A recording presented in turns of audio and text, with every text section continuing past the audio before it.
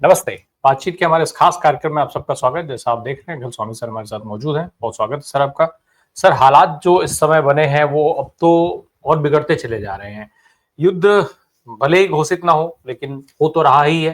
भारत ने भी कन्फर्म कर ही दिया है अपनी ब्रीफिंग में कि भारत की तरफ से भी उनके जो है 4 एयरबेस उड़ाए गए। जब तक हमारी आपकी बात हो रही थी तब 4 थी, संख्या हो सकता है घट और मतलब संख्या और बढ़ सकती है कभी भी। जैसे कार्रवाई बढ़ेगी वैसे संख्या बढ़ेगी। लेकिन सर, सवाल ये है कि अब आगे क्या? आज हम जिस स्थिति में बैठे हैं उस स्थिति में फिलहाल अभी इस पूरे प्रकरण को, इस पूरे मामले को, इस पूरे युद्ध को, इसकी शुरुआत से और अभी तक हम देखें तो हम कहां खड़े हैं? क्या हो रहा है असल में भारत के साथ इस युद्ध में? देश के अंदर और देश के बाहर दोनों जगहों पर क्या माहौल है, क्या चल रहा है? जय संविधान। देखिए राम प्रकाश जी, सबसे पहली बात जिस पे मुझे सबसे ज्यादा नाज था, जब से मैं पैदा हुआ हूं मैंने भारतवर्ष को एकजुट देखा है और हर युद्ध में देखा है। सन 62, 65, 71, कारगिल, हर समय देखा है। और लोगों ने बड़ी कोशिश की पिछले 11 साल के अंदर कि हिंदू मुसलमान के अंदर देश को बांट दिया जाए, देश के अंदर गृह युद्ध हो जाए, राजनीतिक लाभ उठाया जाए। राजनीतिक लाभ तो उन्होंने उठा लिया। उन्होंने बिल्कुल स्पष्ट रूप से कह दिया कि हमको 12-13% वोटों की आवश्यकता नहीं है, हम केवल हिंदुओं के वोट से जीतेंगे। लेकिन जब ये युद्ध का समय आया और देश पे ये विपत्ति आई तो पूरे देश ने ये एकजुटता दिखा दी और हमारे 142 करोड़ लोगों ने, जिसपे मुझे नाज था, ये कह दिया कि देश एकजुट है और हमारे अंदर धर्म और जाति का कोई विभेद नहीं है। जब बाहरी शक्तियों से हमें सामना करना होता है हम एक हो जाते हैं। और ये बात की पुष्टि एक्सटर्नल अफेयर मिनिस्ट्री ने भी की। आपने मिस्त्री साहब की प्रेस कॉन्फ्रेंस सुनी तो ये भी एक बहुत बड़ा उदाहरण उन्होंने पेश किया कि वहां पे उन्होंने एक मुसलमान कर्नल को, डॉक्टर सोफिया को पेश किया, प्रेस कॉन्फ्रेंस में बिठाया। एक तरफ एक हिंदू महिला को बिठाया, दूसरी तरफ एक मुसलमान महिला को बिठाया और मिस्त्री साहब बीच में बैठे जो एक्सटर्नल अफेयर सेक्रेटरी हैं। इसका माने एक पूरे वर्ल्ड को मैसेज दे दिया कि भारतीय जनता पार्टी की पॉलिटिकल लाइनिंग कुछ भी हो, इंक्लिनेशन कुछ भी हो, लेकिन पूरा देश एकजुट है और यहाँ पे हिंदू मुसलमान का कोई भेद नहीं। और यही सबसे बड़ी शक्ति है जो बात मिस्त्री साहब ने अपनी प्रेस कॉन्फ्रेंस में कही। उन्होंने ये भी कहा, मिस्त्री साहब ने ये भी कहा, ये पाकिस्तान का डिजाइन था कि हिंदुस्तान को हिंदू मुसलमान में बांट दिया जाए, उधर से अटैक किया जाए और हिंदू मुसलमान बंट जाए तो अंदर से हिंदुस्तान बिखर जाए, जिसकी चाल हम लोगों ने फेल कर दी। ये मिस्त्री साहब ने कहा। इसका माने मिनिस्ट्री ऑफ एक्सटर्नल अफेयर्स वो लाइन नहीं ले रहा है जो भारतीय जनता पार्टी ले रही है।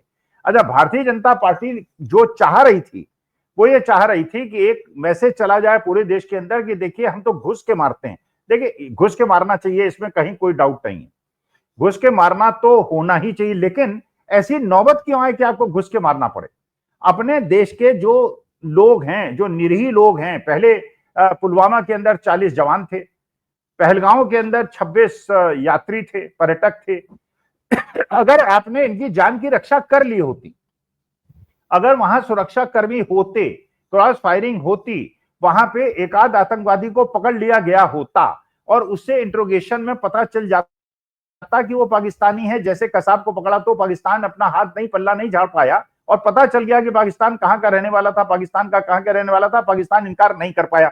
अब सारे के सारे आए, मार के भाग गए। तो कीमत आपने 1000 गुना ज्यादा खर्च की, जबकि अगर लोगों की रक्षा कर ली होती उधर पुलवामा के अंदर, पहलगांव के अंदर, तो इतना सारे आपको चीज ना होती। एक बात तो यह हो गई कि देश ने एक मैसेज दे दिया, we are united from within, number 1। Number 2, political parties ने मैसेज दे दिया। सारे विपक्षी दलों ने, कांग्रेस ने, जब ये सर्वदलीय बैठक हुई, सारी पार्टियां आए, बीजेपी के बड़े बड़े नेता आए, किरण रिजिजू साहब ने एक्सेप्ट किया, बाद में बताया कि सारे विपक्षी दल एकजुट हैं, सब देश के साथ हैं, लेकिन मोदी जी उसमें नहीं आए। अच्छा, 2 ज्वाइंट वो हुई सर्वदलीय बैठक, मोदी जी दोनों में नहीं आए। तो जब पूरा देश ये समझ रहा है, 142 करोड़ लोग समझ रहे हैं कि आवर ऑफ क्राइसिस है और पूरा देश एकजुट है, मोदी जी के लिए इससे इंपॉर्टेंट चीज क्या हो गई? ये सर्वदलीय बैठक का उन्होंने बहिष्कार कर दिया और वो एबीपी न्यूज के कार्यक्रम में शाम को चले गए। और दूसरा जो मुझे, देखिए राम प्रकाश जी, लग रहा है आज के तारीख में, लग रहा है देश को सबसे ज्यादा अगर किसी से सचेत रहने की आवश्यकता है तो गोदी मीडिया से सचेत रहने की आवश्यकता है।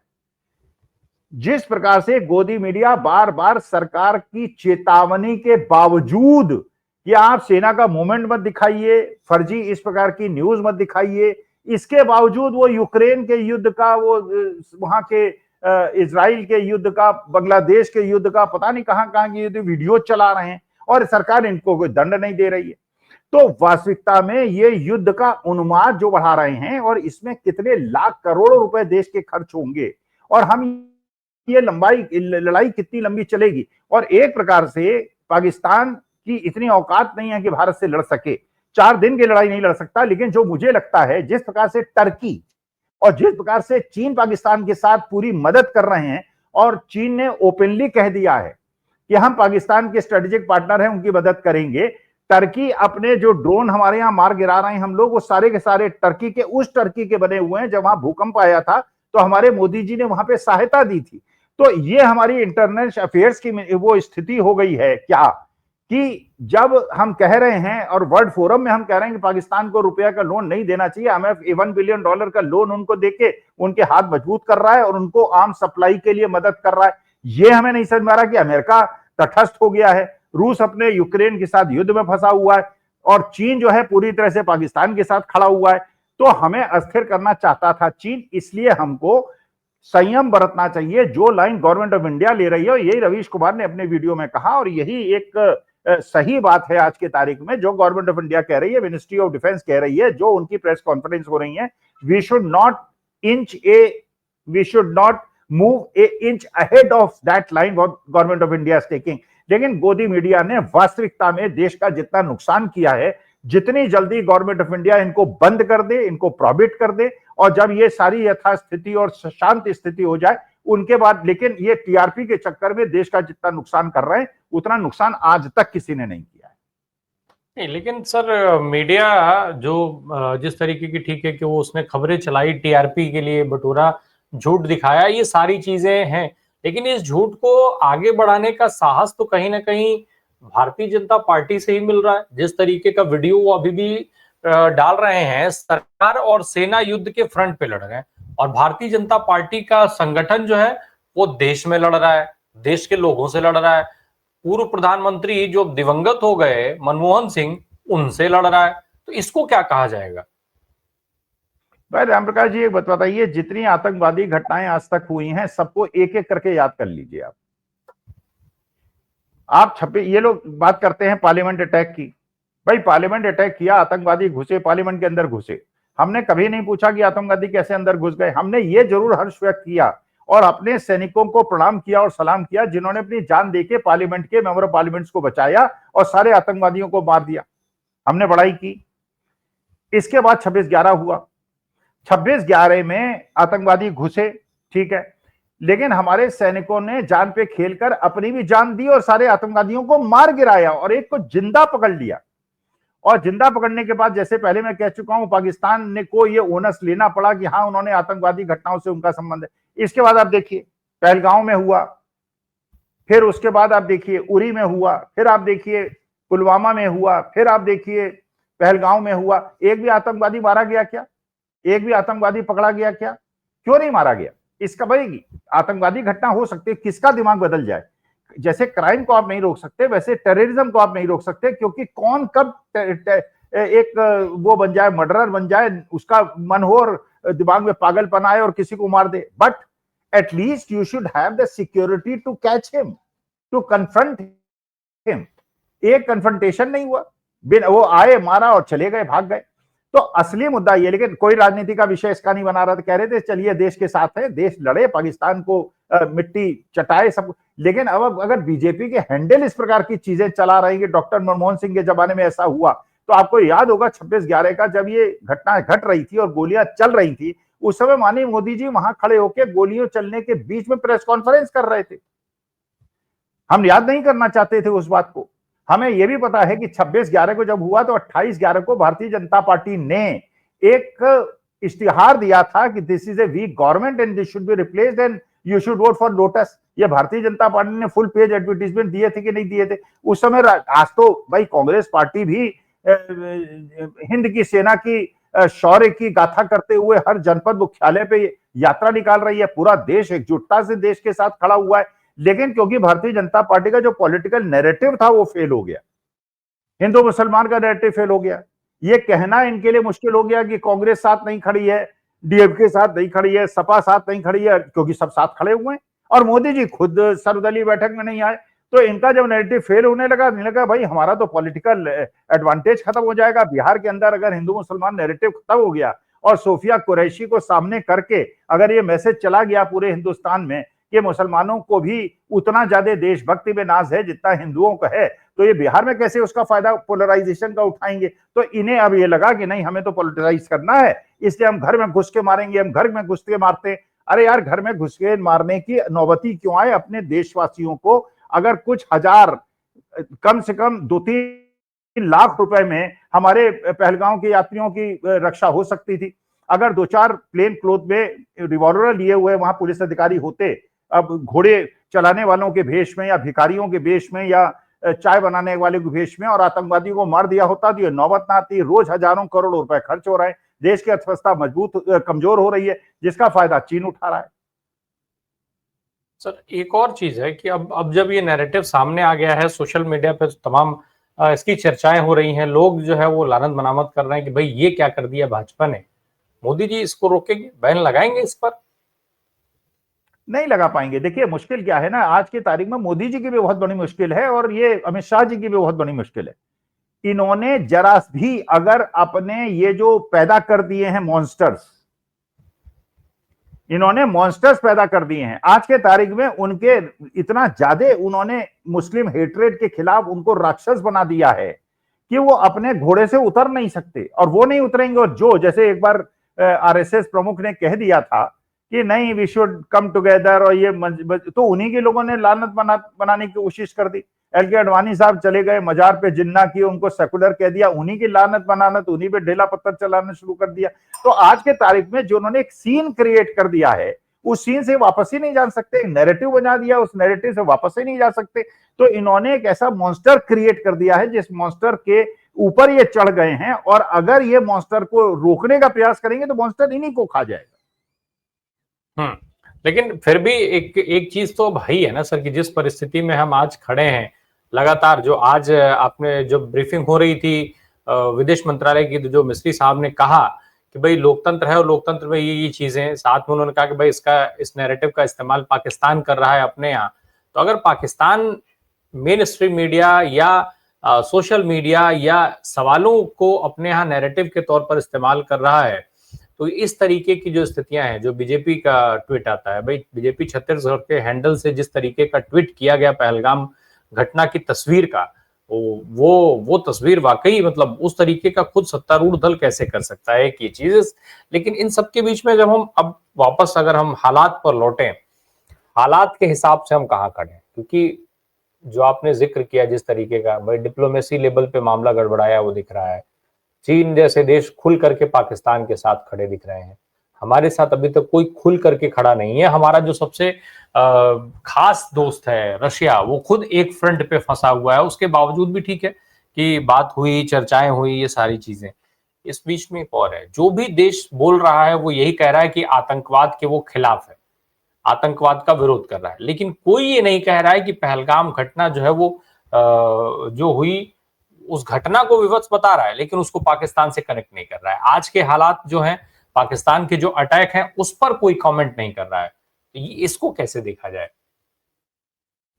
देखिए बड़ी ये ऐसी पहेली है जिस पहेली को सॉल्व नहीं किया जा सकता, इसीलिए लोग कह रहे हैं। लेकिन जो कह रहा है, जो पूछ रहा है, उसको बदनाम किया जा रहा है। डॉक्टर मनोज झा यही तो कह रहे हैं भाई, यही तो लोग कह रहे हैं कि पुलवामा के अंदर जब ये कांड हुआ, अगर उसकी जांच हो गई होती, आप देश की जनता को ना बताते, लेकिन कम से कम भारत सरकार ये संज्ञान तो लेती कि ऐसी घटनाएं क्यों घट रही हैं, आतंकवादी क्यों आ रहे हैं, बेलगाम क्यों आ रहे हैं, आरडीएस लेके क्यों आ रहे हैं, और हमारे वीर जवानों की शहादत क्यों कर रहे हैं। अगर पता चल गया होता तो आज के तारीख में पहलगाम में लोगों को बचाया जा सकता था। ये प्रश्न पूछने पे भी लोग आपको राष्ट्र विरोधी पेश कर देते हैं।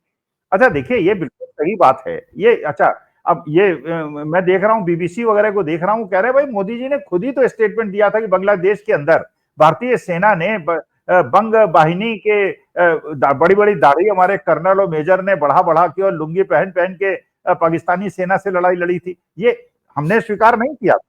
हम हमेशा कह रहे थे कि बांग्लादेश की जो लड़ाई है मुक्ति वाहिनी ने लड़ी और हमने उसमें कोई योगदान नहीं दिया। लेकिन वास्तविकता ये है जो मोदी जी ने खुद कही। अच्छा, वो लोग, मानी बात है कि उनका है, वो कह रहे हैं कि आप वहां पे उनके देश के अंदर जो अलग अलग प्रांत हैं उनके अंदर कैसे, भाई देखिए पॉइंट है ना, उसको बहुत, you can not go beyond A point. लेकिन ये बात बिल्कुल सही है कि अगर आपने कुछ रुपए खर्च करके, कुछ हजार रुपए खर्च करके अपने, या और ये मैं अगर पुलिस कमिश्नर होता या डीजी पुलिस कश्मीर का होता, और ये आप जानते हैं पुलिस अधिकारी, आप किसी पुलिस अधिकारी से बात करें, आप लखनऊ के अमीनाबाद और हजरतगंज कहीं देखें तो हर 100 मीटर के ऊपर एक प्लेन क्लोथ पुलिस वाला जो है वो बंदूक लेके घूमता रहता है, कहीं इस प्रकार की घटना हो तो वहीं पकड़ के ले जाए या शूट आउट कर दे, क्योंकि we have to be very alert. और वहां पे 2000 पर्यटक हैं और एक भी वहां पे पुलिस का इन्फॉर्मर नहीं है, और अनइन्फॉर्म्ड वहां पे एक भी पुलिसकर्मी नहीं है। इसका माने तो आपने सुरक्षा अपने लोगों को क्यों नहीं दी, ये भी तो एक बहुत बड़ा प्रश्न है। तो भाई देखिए, टेररिस्ट तो अटैक करेगा, पाकिस्तान की तो मंशा है कि हमारे देश के अंदर, वो जानता है आमने सामने की लड़ाई वो नहीं लड़ सकता, तो वो तो उसकी स्ट्रेटेजी है कि वो टेररिज्म के माध्यम से हिंदुस्तान को चोट पहुंचाए। जब आपको पता है कि पाकिस्तान टेररिज्म के माध्यम से आपको चोट पहुंचाने का प्रयास करेगा, तो आपने रक्षा क्यों नहीं दी, ये भी तो एक प्रश्न है। लेकिन चलिए, अभी युद्ध चल रहा था तो हमने वो प्रश्न पूछने छोड़ दिए थे, हम सोचेंगे जब युद्ध खत्म हो जाएगा, लेकिन हम तो आपके साथ खड़े हुए हैं। आप प्रश्नों का जवाब देके डॉक्टर मनमोहन सिंह पे पहुंच गए, 26/11 पहुंच गए। अरे यार, 26/11 पे तो माननीय मोदी जी ही तो प्रेस कॉन्फ्रेंस कर रहे थे, हमने तो उस पर प्रश्न नहीं उठाया। अब करकरे साहब ने और बहुत सारे लोगों ने वहां पे अपनी जान दी, जान दे के अपने देश की इज्जत को बचाया, लेकिन यहां तो निरीह लोग मारे गए। भाई आपने रक्षा नहीं दी और आपको रक्षा देनी थी। अब इस कोताही के लिए अब आपने जो किया है, चलिए देश आपके साथ खड़ा हुआ है, लेकिन आप देश के अंदर विभाजन करके, गृह युद्ध की स्थिति पैदा करके, जो मिस्त्री साहब खुद कह रहे हैं, मिनिस्ट्री ऑफ एक्सटर्नल अफेयर कह रही है, ये पाकिस्तान डिजाइन था कि हिंदू मुसलमान नैरेटिव चलवा दो, और वही नैरेटिव जो है भारतीय जनता पार्टी में चला दिया। तो क्या BJP was toeing a line as to what Pakistan wanted to happen in India? इसका माने पाकिस्तान और बीजेपी के बीच में कोई अंतर संबंध है क्या? सर एक और चीज है, लेकिन सर ये तो इस ट्वीट के लिए या इस तरीके के नैरेटिव्स के लिए तो भारतीय जनता पार्टी का संगठन जिम्मेदार होगा। आज की तारीख में प्रधानमंत्री तो एक अलग फ्रंट पे लड़ रहे हैं, आज हम उनसे ये सवाल क्यों करेंगे? ये सवाल तो हम भाजपा से करेंगे कि जेपी नड्डा साहब से होगा। अगर और आगे बढ़ा जाए तो मोहन भागवत साहब से भी होना चाहिए ये सवाल। इनका जवाब तो इस सवाल का जवाब तो इन लोगों को देना चाहिए। नहीं नहीं, इसका सब चीजों का जवाब केवल मोदी जी को देना चाहिए, क्योंकि मोदी जी सर्वशक्तिमान है। ये जो डॉक्टर मनमोहन सिंह के खिलाफ जो ये बना है, ये जो फोटो पड़ी है और ट्वीट बना है, वो बिल्कुल वो है कि इसका मतलब ये है कि आप कहते हैं कि हमारे मोदी जी महामानव हैं, हम मान लेते हैं महामानव है, तो महामानव से तो प्रश्न पूछेंगे यार। वो नड्डा जी से क्या प्रश्न पूछे जिनको अमित शाह धक्का देके पीछे कर देते हैं?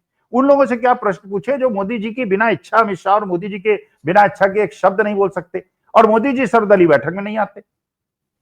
भाई अगर आपको मोदी जी की इमेज की चिंता है, देश की आंतरिक सुरक्षा की चिंता है, अगर देश के आंतरिक सुरक्षा की चिंता है तो हम तो मोदी जी से प्रश्न पूछेंगे। अगर मोदी जी अपनी आंख की एक भ्रकुटी हिला दें तो ना तो बीजेपी के, आरएसएस के और किसी व्यक्ति की यह हिम्मत है कि इस प्रकार की ट्वीट डाल सके, वीडियो। देखिए, जो गायब वाला पोस्टर लगा था उसमें राहुल गांधी ने कांग्रेस आईटी सेल को खबर ली और फोन करके उनको हड़काया कि इस तरह की आप पोस्टर नहीं डालेंगे।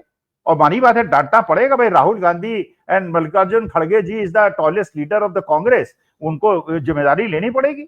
उसी प्रकार से मोदी जी को जिम्मेदारी लेनी पड़ेगी। तो भाई Modi ji is the tallest leader, बाकी सबकी क्या हैसियत है भारतीय जनता पार्टी? बिल्कुल, इस हालात में हम आशा करते हैं, उम्मीद करते हैं और की जानी चाहिए कि मोदी जी को भी निश्चित तौर पे, मोदी जी और साथ में भाजपा के हर जिम्मेदार, जो भी लोगों के जिम्मेदार हो, उनको इस चीज का संज्ञान लेना चाहिए और ऐसे लोगों को बैन करने के साथ साथ तुरंत हिदायत दी जानी चाहिए कि दोबारा ऐसा ना हो।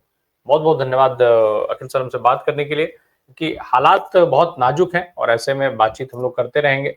जितना पूछना चाहिए, जो सवाल उठाया जाना चाहिए वो उठाते रहेंगे, और बाकी जो अहम सवाल हैं वो तो युद्ध खत्म होने की बात करेंगे। मैं एक निवेदन करना चाहता हूं राष्ट्र के लिए और देश की जनता से, गोदी मीडिया से और हर व्यक्ति से। इस समय देश एकजुट है। पाकिस्तान से हम मुकाबला कर रहे हैं, हम चीन से मुकाबला कर रहे हैं, बांग्लादेश से मुकाबला कर रहे हैं। कृपा करके कोई भी ऐसी खबर ना चलाएं जो गवर्नमेंट ऑफ इंडिया ना कहे और मिनिस्ट्री ऑफ एक्सटर्नल अफेयर और डिफेंस मिनिस्ट्री ना कहे। जो सरकार की लाइन है हमें उसे टो करना चाहिए। दे आर टेकिंग ए बहुत सोची समझी रणनीति पे चल रहे हैं और हम लोग अपनी बुद्धि का जितना कम उपयोग करें उतना बेहतर। जी बिल्कुल बिल्कुल बिल्कुल, हम अपनी सेना के साथ खड़े हैं और हमारी सेना के हौसले को हमारा सलाम। Thank you so much sir.